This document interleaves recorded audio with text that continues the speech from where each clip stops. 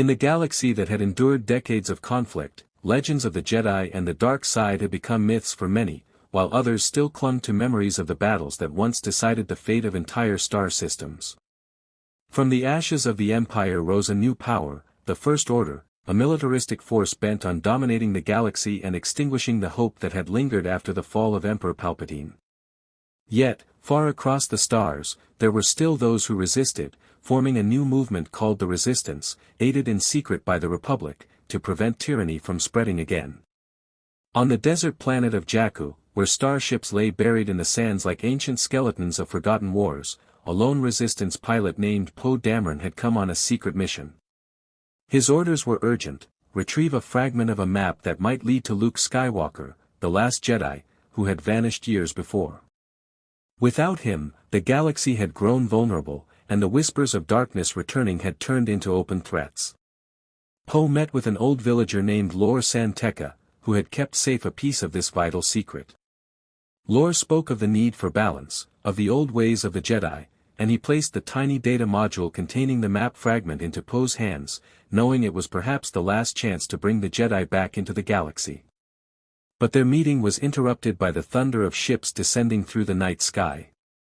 From the darkness, stormtroopers of the First Order poured into the village, weapons blazing, their white armor gleaming against the burning huts. Among them marched a towering figure dressed in black, his mask concealing his face, his voice metallic and chilling: Kylo Ren, servant of the dark side and commander under Supreme Leader Snoke. His crimson crossguard lightsaber hissed to life, bathing the sand in red light, a symbol of terror and fury. The villagers were massacred, and Lor San Tekka, though unafraid, stood defiant until Kylo Ren cut him down, his ancient wisdom silenced in an instant. Poe, desperate to protect the map fragment, entrusted it to his small, loyal droid BB-8, urging it to flee into the endless dunes before the First Order could capture it. BB-8 rolled swiftly away, vanishing into the desert night. Poe himself was seized by stormtroopers, beaten, and dragged before Kylo Ren. Searching his mind, Kylo Ren sensed that the pilot carried knowledge of Skywalker's location and demanded it. As the fires of the village burned, one stormtrooper stood frozen, his blaster lowered, his hands trembling. His helmet hid his face, but within, a battle raged. Known only by the designation FN 2187, he had been trained from birth to obey orders without hesitation, yet as he watched innocents slaughtered, something within him rebelled. The horror of war had awakened a conscience he had never known. The First Order transported Poe Dameron aboard their massive Star Destroyer, where he was tortured by Kylo Ren. Rey guided the small spherical droid across the sands back to her settlement, though she resisted its insistence to stay with her at first. Her life was one of strict routine, a cycle of scavenging, trade, and survival, but there was something unusual about BB-8. It seemed determined, loyal, even frightened, and she could not bring herself to abandon it. That night, while she prepared her meager meal, she noticed the way the droid watched the skies, almost as if it longed for something beyond the desert. She felt a stirring inside herself, a faint echo of her own longing to be somewhere, anywhere, else, though she silenced the thought with the same mantra she always repeated: one day, her family would return. Until then, she would wait. Meanwhile, FN 2187, now wandering the desert under the merciless sun, collapsed from exhaustion before stumbling upon a settlement. There, he spotted BB-8 and Rey.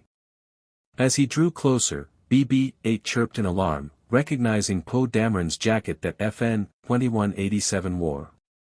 The scavenger confronted him, fierce and unyielding, demanding answers. He stammered out the truth as best he could, that Poe had helped him escape, that Poe was gone, and that the droid carried something of immense importance. Rey, sharp and quick, pieced it together: this stranger was running from the First Order, and if they were searching for the droid, danger would soon follow.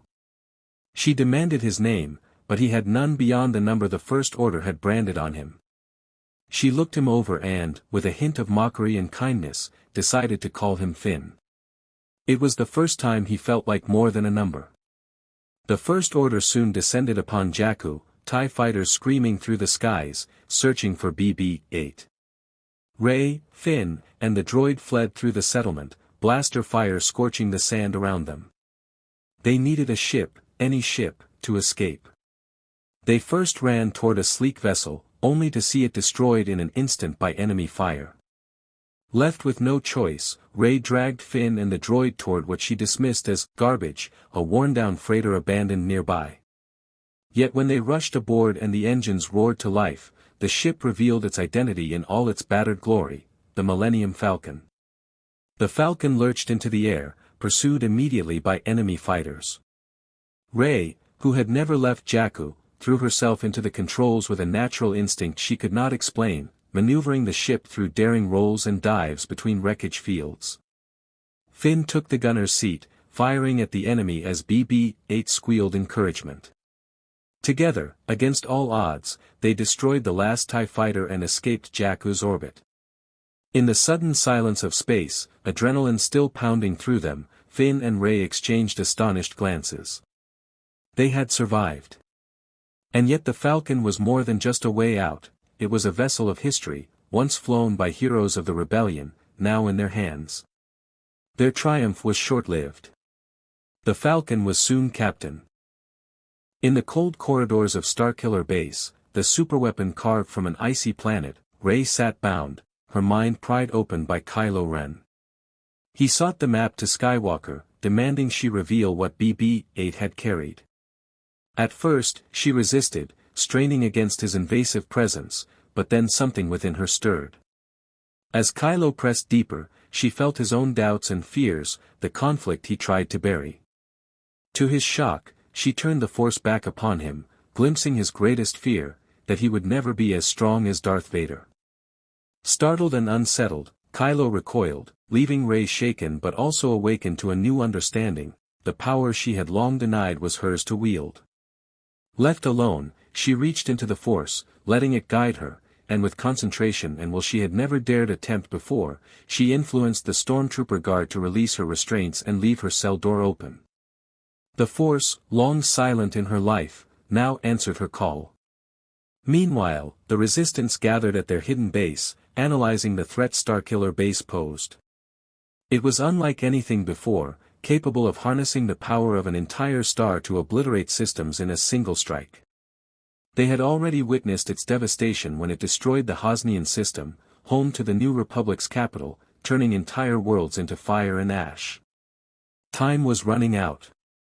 General Leia Organa, carrying the burdens of leadership and loss, knew they had no choice but to strike. She reunited briefly with Han, their bond still strong though frayed by years of grief over their lost son. She begged him not only to help destroy the weapon but also to bring their son back if he could. Han, though haunted, agreed. The plan was desperate. A small resistance strike team would infiltrate the base to disable its shields, while squadrons of X-Wings led by Poe Dameron would assault the thermal oscillator, the one weakness that might destroy it.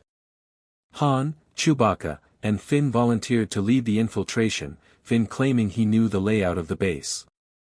In truth, he had no precise knowledge, but he was determined to rescue Rey, and that resolve carried him forward. Within the towering halls of the First Order, Kylo Ren stood before Supreme Leader Snoke, confessing his encounter with Rey. Snoke was intrigued by the girl's unexpected strength, warning that she must not be underestimated. He ordered Kylo to bring her to him, for she might become a powerful servant of the dark side if guided correctly. Kylo, still reeling from the strange connection he had felt with Rey, masked his uncertainty with obedience. Yet deep inside, the light and dark warred within him. As the Resistance fighters advanced, Han, Finn, and Chewbacca infiltrated the base, slipping past patrols until they found Rey, who had already escaped and met them halfway with fierce determination. Their reunion was brief, for the mission loomed. Together they planted explosives within the depths of the base, preparing for the as.